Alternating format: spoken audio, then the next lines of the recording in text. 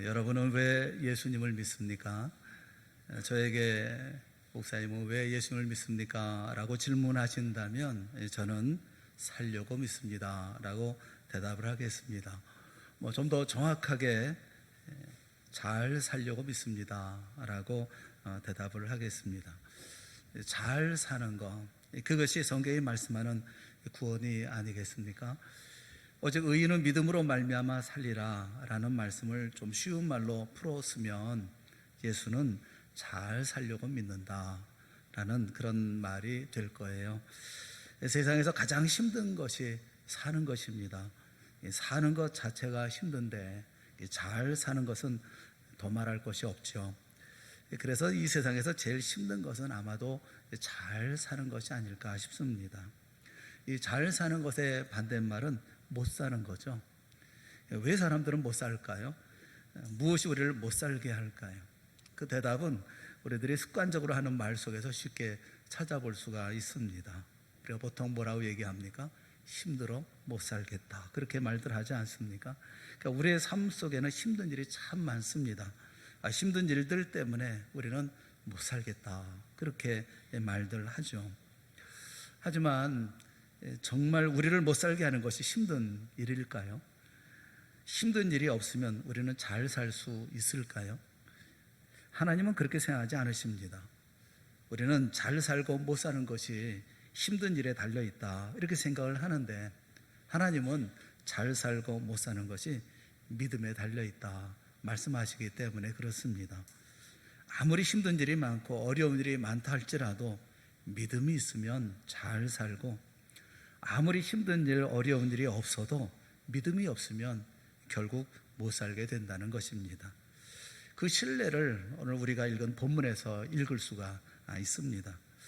유대 나라가 기울어지기 시작하자 당시 세계 최대 강국이었던 바벨론이 자주 군대를 보내죠. 이것저것 다 빼앗아갑니다. 아주 괴롭힙니다. 그 와중에 수많은 사람들이 그 바벨론의 포로로 끌려갔습니다. 전국에서 우수한 인재들이나 기능공들이 대거 끌려간 것입니다. 그 가운데는 하나님을 잘 믿고 섬기던 경건한 사람들도 많이 포함이 되어져 있었습니다. 우리가 잘 아는 다니엘, 또 그 세 친구, 또는 에스겔 선지자, 스룹바벨, 이런 사람들이 끌려간 포로들 틈에 끼어 있었습니다. 그들이 바벨론으로 끌려가서 암울한 나날, 이 포로의 나날, 노예된 나날들을 보내고 있을 때에 예루살렘으로부터 예레미야가 보낸 편지가 도착을 했습니다. 유대 왕실의 사신으로 바벨론을 순방하게 되어졌던 엘라사, 또 그마랴라고 하는 대신편에 보낸 편지인데, 그 편지의 서문은 이렇게 시작이 됩니다. 4절 말씀이에요. 만군의 여호와 이스라엘의 하나님께서 예루살렘에서 바벨론으로 사로잡혀 가게 한 모든 포로에게 이와 같이 말씀하시니라. 편지를 써서 보낸 것은 예레미야지만 그 내용은 하나님이 포로로 잡혀간 자들에게 주시는 메시지였습니다. 5절 이하에 그 내용이 나오는데 간단하게 요약하자면, 바벨론으로 끌려간 포로들은 다시 고향으로 돌아올 생각하지 말고 그 바벨론에서 장가가고 시집가서 자식 낳고 거기서 잘 살 그런 계획을 세우라라는 것이죠. 앞으로 70년 동안 포로 생활을 계속 해야 하기 때문에 그렇습니다. 10절 말씀을 보면 여호와께서 이와 같이 말씀하시니라. 바벨론에서 70년이 차면 내가 너희를 돌보고 나의 선한 말을 너희에게 성취하여 너희를 이곳으로 돌아오게 하리라. 70년 동안 포로 생활을 해야 하니까 아예 바벨론에 정착해서 살 생각을 하라라는 말씀이었죠. 여러분, 이 말씀을 들은 억지로 끌려가서 포로로 끌려갔던 이스라엘 백성들의 가슴이 얼마나 철렁 내려앉았겠습니까? 그 말씀이 얼마나 충격적으로 들렸겠습니까? 이들은 아마도 은근한 그런 기대를 품었을 것입니다. 조금만 지나면, 조금 시간이 지나면 아마 고향으로 돌아갈 수 있을 거야. 눈물로 헤어진 사랑하는 가족들을 재회할 날이 반드시 올 거야. 포기하면 안 돼. 그런데 앞으로 70년 동안을 고향에 못 돌아가고 사랑하는 가족들도 못 만날 것이니 이 포로로 끌려간 먼 이방 땅에서 이제 아이 시집가고 장가가고 이제 정착할 궁리하라는 그런 말씀은 이들에게는 청천벽력과 같은 그런 말씀이었죠. 여러분 생각해 보세요. 말이 70년이지 이 말씀을 들은 이들 가운데에 70년이 지나도 살아있을 사람이 얼마나 되겠습니까? 그러니 70년 후에 고향으로 돌아오게 한다는 말처럼 허망한 말도 또 이들에게는 없을 거라고 생각을 해요.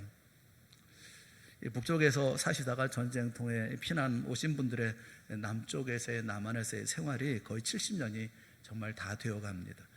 처음에야 다시 고향으로 돌아갈 수 있으리라 라는 희망을 품고 여기서 열심히 사셨지만 지금 다 이렇게 저렇게 정착해서 살고 계시지 않습니까?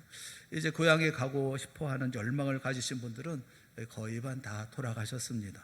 저도 피난민 2세죠. 아버님이 피난을 오셨지만 부모님 고향에 대한 이야기를 몇 마디 듣기는 했지만 그 부모님 고향에 대한 간절함은 거의 없습니다. 70년이면 그냥 여기 둥지 튼 곳에서 사는 것이 맞지 않겠습니까?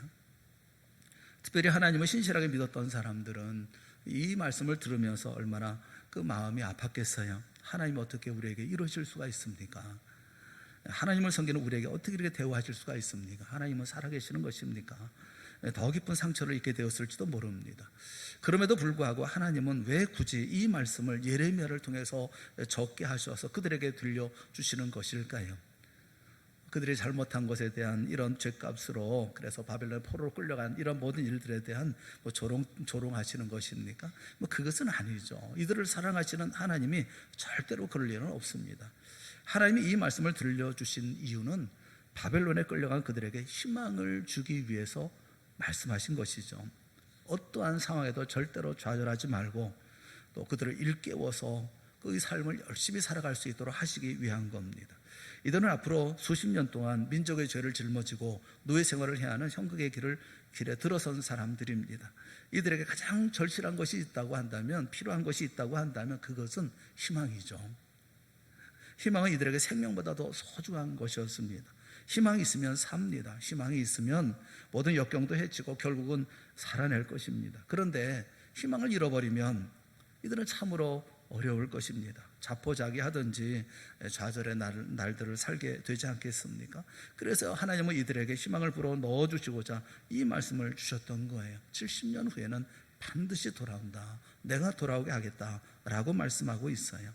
이 말씀을 듣고 그래서 이 약속을 믿는 사람은 그래 70년 후는 반드시 돌아오게 하신다고 하니까, 그러니까 우리가 지금 포로가 되었고 지금 어려운 가운데 있고 힘든 가운데 있지만 반드시 돌아오게 할 그날을 생각하면서 내가 열심히 살아야지, 우리는 절대로 이 민족은 망하지 않아, 우리는 반드시 일어날 거야, 이러면서 다시 자리를 털고 일어서지 않았겠어요?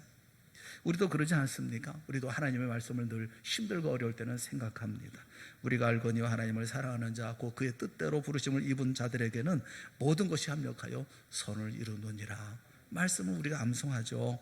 갈라디아 6장 9절에 있는 말씀처럼 우리가 선을 행하되 낙심하지 말지니 포기하지 아니하면 때가 이름에 거두리라.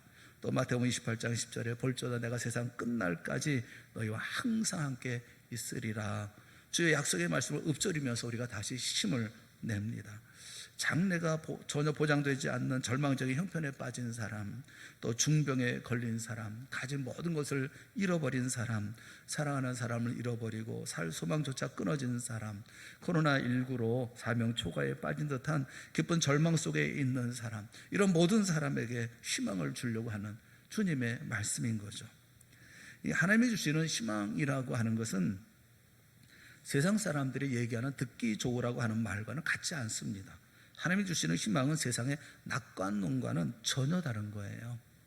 뭐 좋아질 거야, 잘 풀릴 거야, 해결될 거야, 아니 나아질 거야. 이것은 하나님이 주시는 희망과는 전혀 다른 일반적인 기도에 불과한 것이죠. 주님은 자비로우신 분입니다. 주님은 전지전능하신 분이십니다. 주님에게는 불가능이 없습니다. 주님이 하시겠다 하면 하는 것이고, 주님이 된다면 그 말 그대로 되는 것입니다. 주님이 틀림없다면 틀림없는 것입니다. 그러므로 하나님이 주시는 말씀은 믿으면 믿을수록 우리에게 그것이 희망이 되어지고 삶의 동력이 되어지고 그리고 능력이 되어지죠. 그래서 우리는 하나님의 약속의 말씀을 희망으로 삼아야 우리 삶을 살아갈 수가 있습니다. 그런데 그러기 전에 반드시 가져야 할 것이 있어요. 반드시 가져야 할 것이 뭐냐면 믿음입니다. 어떤 믿음이냐면 세 가지 사실에 대한 확신한 믿음이 먼저 필요합니다. 우리 모든 성도들이 이와 같은 믿음을 가질 수 있기를 주님의 이름으로 축원합니다. 이들이 믿어했던 세 가지 그 믿음, 구체적으로 어떤 것일까요? 이 바벨론에 끌려갔던 사람들이 가지고 있어야 할, 가졌어야만 그래야 희망을 품을 수 있는 믿음, 그 첫째는 뭐냐면 하나님의 선하신 뜻이 있음을 믿어야 된다는 것입니다. 하나님의 선하신 뜻. 먼저 이들은 하나님의 선한 뜻이 있음을 믿어야 했습니다. 바벨론의 포로로 끌려간 사람들 입장에서 보면 그런 생각이 들겠죠. 유대에 많은 사람들이 있는데 왜 하필이면 내가 포로가 돼서 끌려왔을까? 신세 타령하자면 끝도 없을 것입니다. 다른 사람들은 다 자기 가족들과 함께 고향에 살고 있는데 그렇게 열심히 하나님을 믿으려고 애썼던 나는 왜 이 무서운 죽음의 골짜기로 끌려와서 앞으로 70년 동안 살아있는 동안에는 결코 이것을 빠져나갈 수 없다고 하니 내 인생은 도대체 왜 이 모양일까? 탄식했을 거예요. 그런데 예레미야가 보낸 하나님의 말씀을 조금만 더 주목해서 보았더라면 중요한 사실을 그들은 발견할 수 있었을 것입니다. 4절 말씀을 보세요. 4절 말씀 우리 다 같이 한번 읽어봅시다. 시작. 만군의 여호와 이스라엘의 하나님께서 예루살렘에서 바벨론으로 사로잡혀 가게 한 모든 포로에게 이와 같이 말씀하시니라. 우리가 여기서 분명히 알 수 있는 사실 한 가지가 있지요. 그게 뭐냐면 그들이 바벨론의 포로로 잡혀가게 된 것은 하나님이 그렇게 되도록 하셨기 때문이라는 것입니다. 팔자가 사나워서 재수가 없어서 끌려간 게 아니라는 거예요. 하나님이 그들을 뽑아서 바벨론으로 보내신 것입니다. 그럼 왜 하나님께서 이들을 뽑아 보내신 것일까요? 왜 그럴까요? 16절 17절에 있는 말씀 우리가 봐야 되겠습니다. 16절 17절에 있는 말씀에 하나님은 예레미야를 통해서 이렇게 말씀하고 있어요. 다 같이 한번 읽어봅시다. 시작.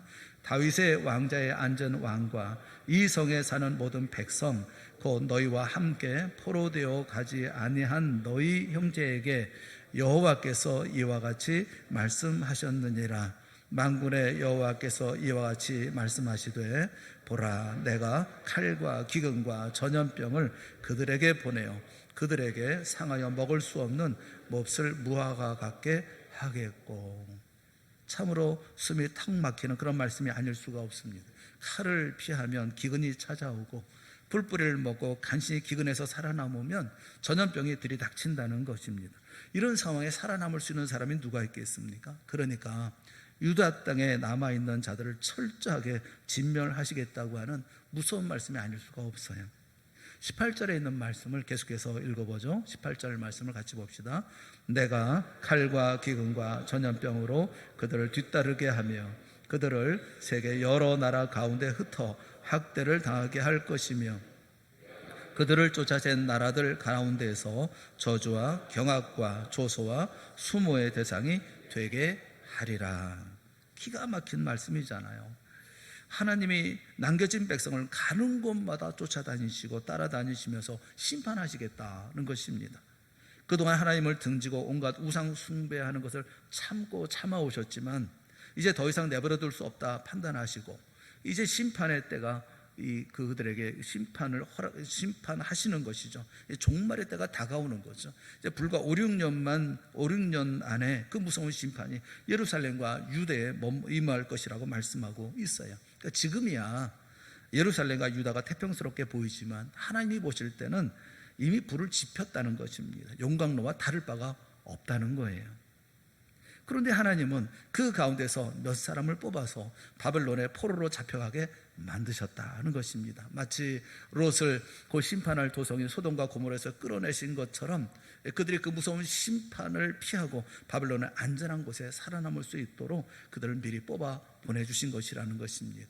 이것이 얼마나 놀라운 하나님의 계획입니까? 만약 이것을 알았다고 한다면 이 바벨론에 끌려간 이 사람들은 종일토록 하나님 앞에 주여 감사합니다, 내가 무엇이기에 라며 눈물 흘리며 감사하지 않았겠어요?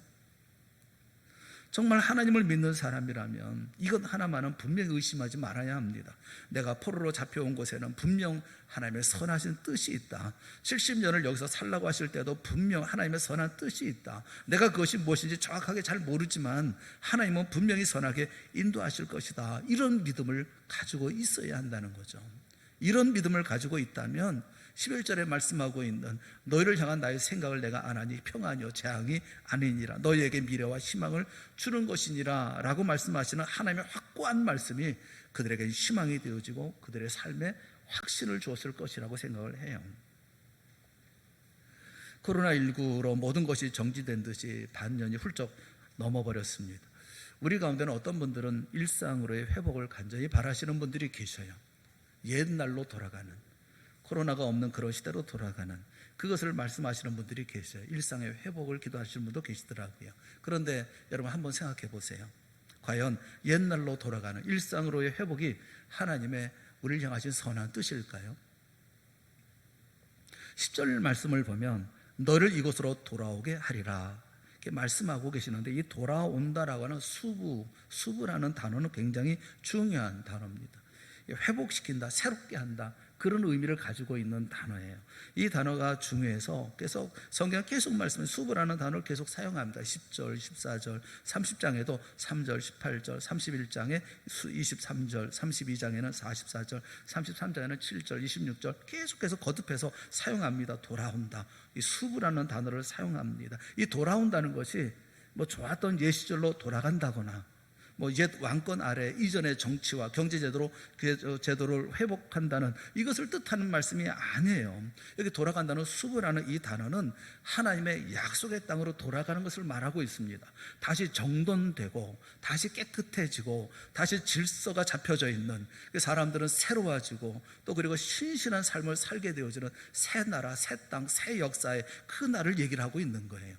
향수를 불러일으키는 옛적 어느 곳으로 돌아가는 것이 아니라 하나님의 약속이 이루어지는 새로운 무대로의 회복을 말씀하고 있는 것이 돌아간다라는 말씀은 수부라는 말의 뜻이라고요. 탕자의 비유에서 마다들이 풍악과 춤추는 소리를 들은 것은 놀라운 일도 아닙니다. 사람들이 노래하며 춤을 춥니다. 그 이유가 뭡니까? 이 내 동생은 죽었다가 살아났으며 내가 잃었다가 얻었기 때문에 그렇습니다. 탕자가 돌아와서 그래서 옛날로 돌아갑니까? 예전의 탕자의 모습으로 다시 돌아가는 것입니까? 그렇지 않습니다. 새로운 관계, 새로운 인생, 또 새로운 날들이 시작되는 것이죠. 정말 죽었다가 살아났고 잃어버렸다가 다시 얻었기 때문에 새 날의 삶을 생각하며 춤추며 잔치를 벌이는 거죠. 이들에게는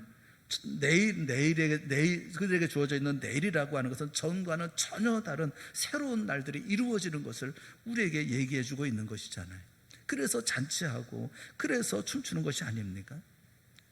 사랑하는 성도 여러분, 바이러스가 최종 권세가 아닙니다. 하나님의 선하심이 바이러스의 치명적인 힘을 꺾을 것이고, 그리고 난 이후에 우리 모두를 새날 그리고 새일 새로운 현장으로 인도해 가실 것입니다.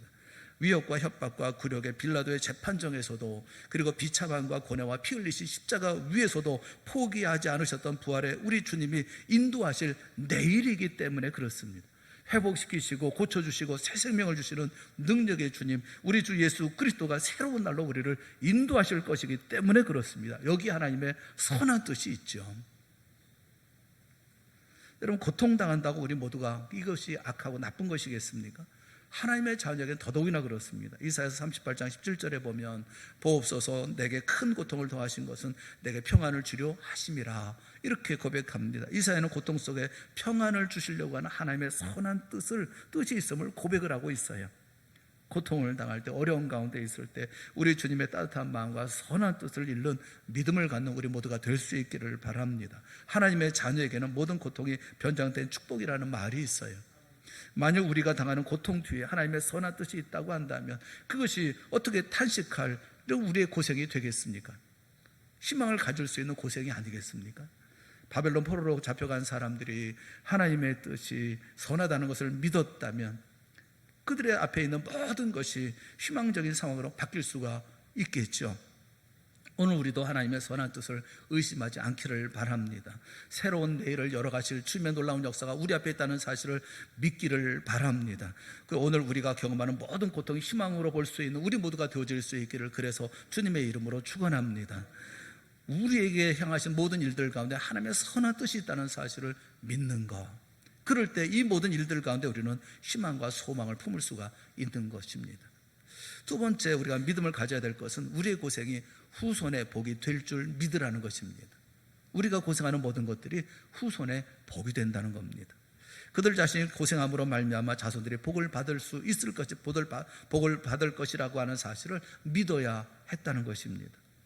상식적으로 생각해봐도 이거 틀림없는 사실이 아닙니까? 70년을 낯선 땅 바벨론에서 산다고 해보십시오. 아무리 나이가 어린 사람이라도 끌려올 당시 적어도 10대 중반은 되지 않았겠습니까?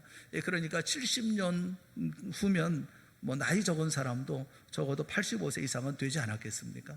다시 곡으로 돌아갈 수 있게 된다 하더라도 그 나이면 아주 건강한 사람이 아니고는 그 먼 길을 나서 엄두조차 못 낼 상황일 것입니다.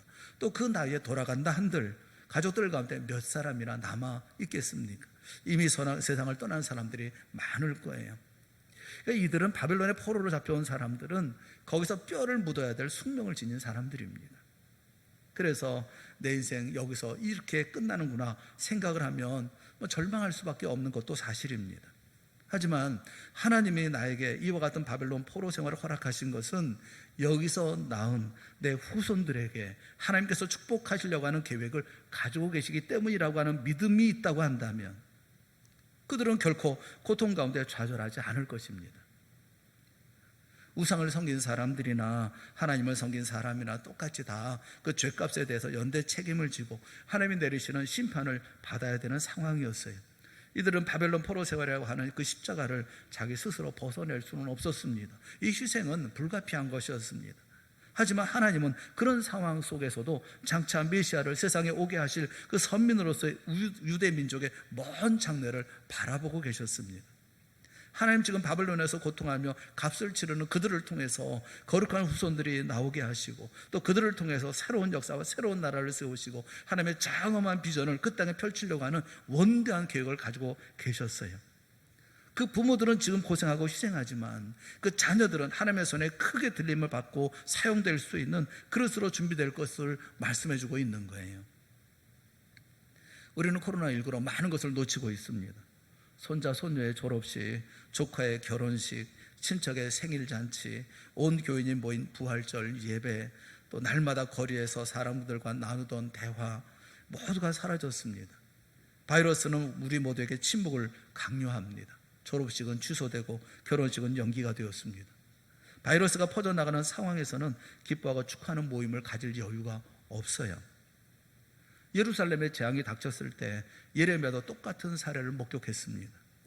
예레미야서 7장 34절에 있는 말씀을 우리 한번 다 같이 읽어보겠습니다. 시작. 그때에 내가 유다 성읍들과 예루살렘 거리에 기뻐하는 소리, 즐거워하는 소리, 신랑의 소리, 신부의 소리가 끊어지게 하리니 땅이 황폐하리라. 기뻐하는 소리, 즐거워하는 소리, 신랑의 소리, 신부의 소리가 사라집니다. 심지어 장례도 치르지를 못해요. 예레미야 16장 6절과 7절에 있는 말씀이에요. 우리 한번 같이 보겠습니다. 큰 자든지 작은 자든지 이 땅에서 죽으리니 그들이 매장되지 못할 것이며 그들을 위하여 애곡하는 자도 없겠고 자기 몸을 베거나 머리털을 미는 자도 없을 것이며 그 죽은 자로 말미암아 슬퍼하는 자와 떡을 떼며 위로하는 자가 없을 것이며 그들의 아버지나 어머니의 상사를 위하여 위로의 잔을 그들에게 마시게 할 자가 없으리라.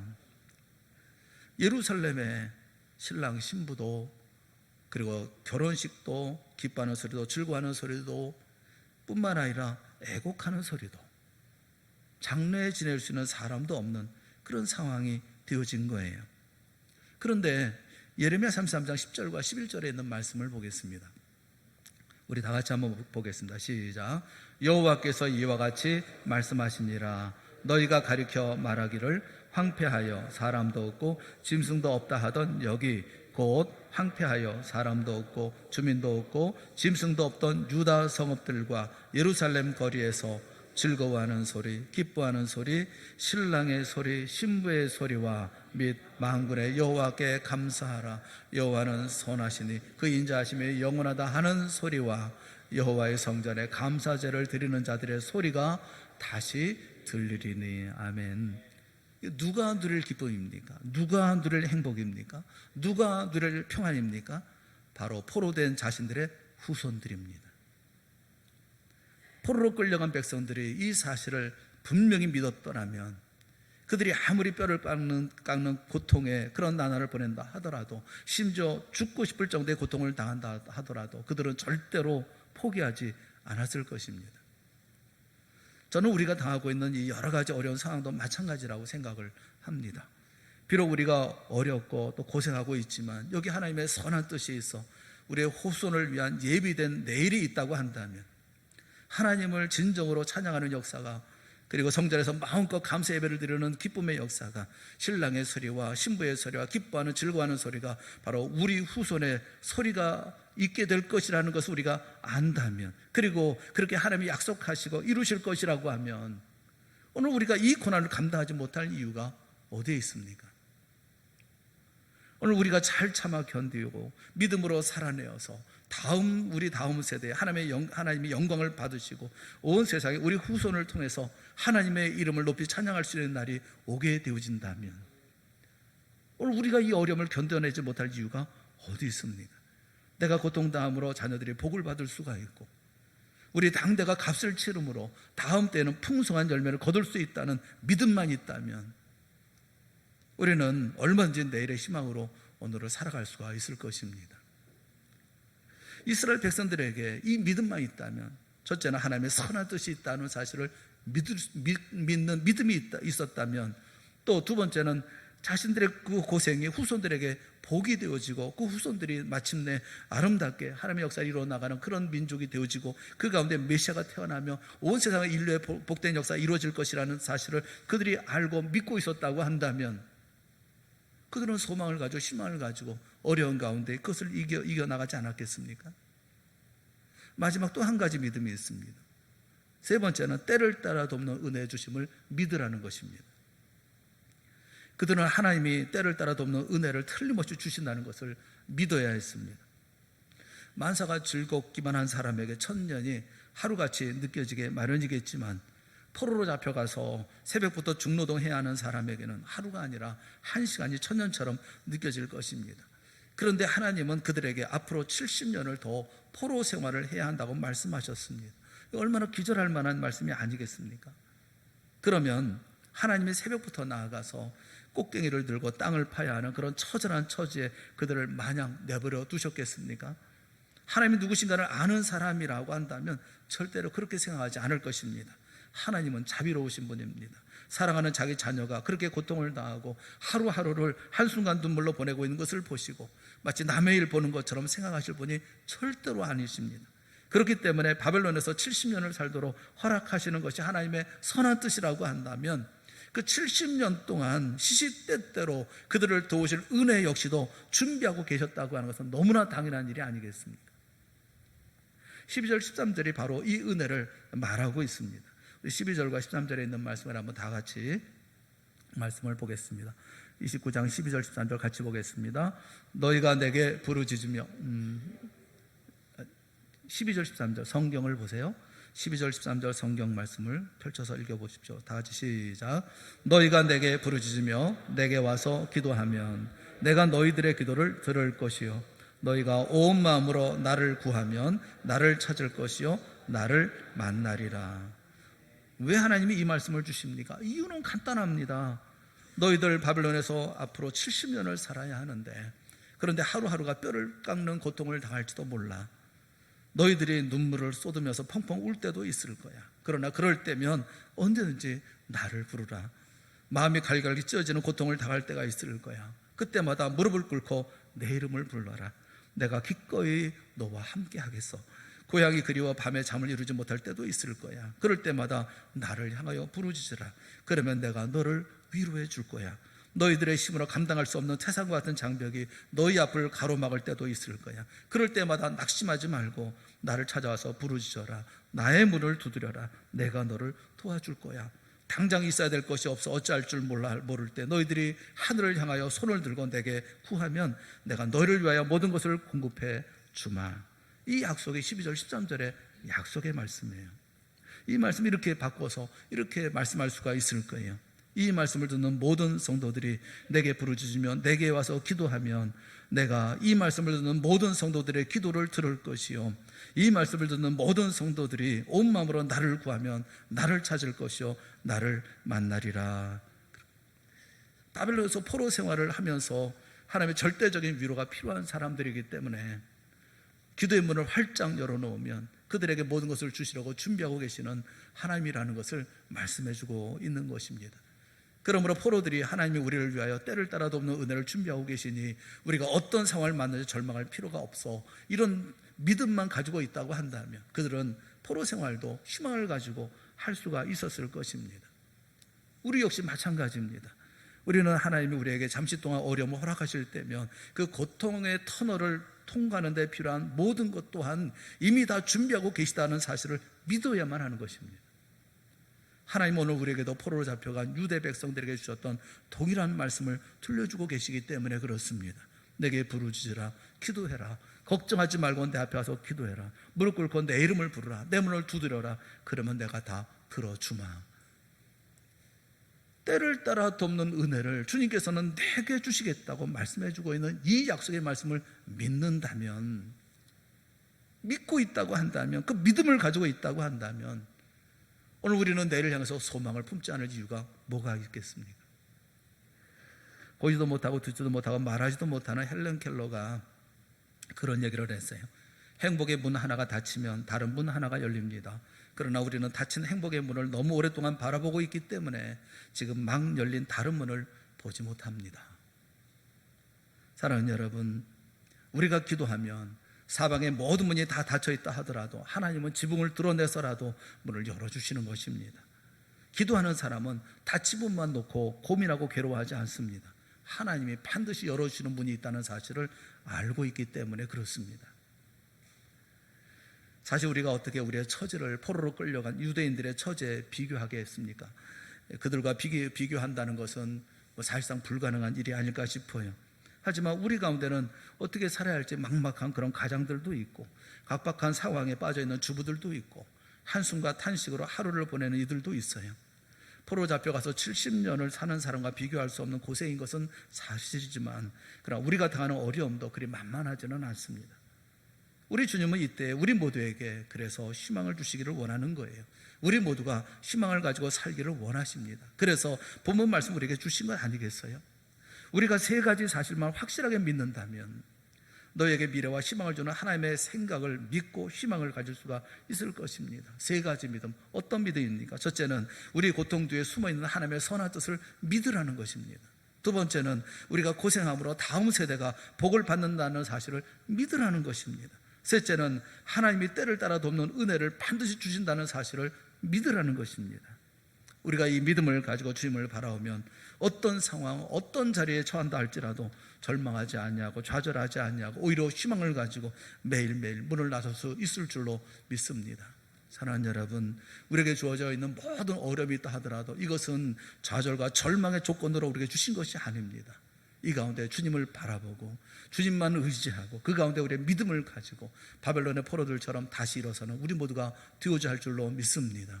용기를 내시고 힘을 내시고 이 모든 어려움이 지나갈 때까지, 그리고 새날을 펼쳐가시며 우리 후손에게 주실 새로운 날들을 생각하고 그리고 오늘도 나와 함께 하시는 주의 역사를 믿으며 다시 용기를 내어 일어나 주의 역사를 이루어 나아가는 믿음의 성도, 우리 동산의 모든 성도들이 되어질 수 있기를 주님의 이름으로 축원합니다. 이렇게 기도하겠습니다. 사랑의 하나님 아버지, 은혜를 베풀어 주시옵소서. 우리에게 믿음을 허락하여 주시옵소서. 오늘의 현실을 바라보며 좌절하고 절망하고 주저앉아 있는 우리가 되지 않게 하여 주시옵시고 하염없이 이 모든 것이 끝나기를 기다리는 어리석은 또는 그리고 약한 저희들이 되지 않게 하여 주시옵시고 믿음을 가지고 일어서는 저희 모두가 되게 하여 주시옵소서. 이 모든 고통 가운데 선한 뜻이, 하나님의 선한 뜻이 분명히 있는 줄을 믿습니다. 이 모든 고통을 끝나고 난 이후에 하나님께서 우리 자녀들에게 복 주시고 또 그들의 삶의 앞길에 주님께서 주시는 놀라운 미래의 길을 열어주실 줄을 믿습니다. 그리고 오늘 내게 주시는 때를 따라 없는 은혜로 나와 함께하여 주실 줄을 믿습니다. 믿음으로 일어서는 우리 동산의 모든 성도들 되게 하시고 힘내어 주의 사역을 이루어 나아가는 하나님의 아들 딸들 모두가 다 되게 하여 주시옵소서.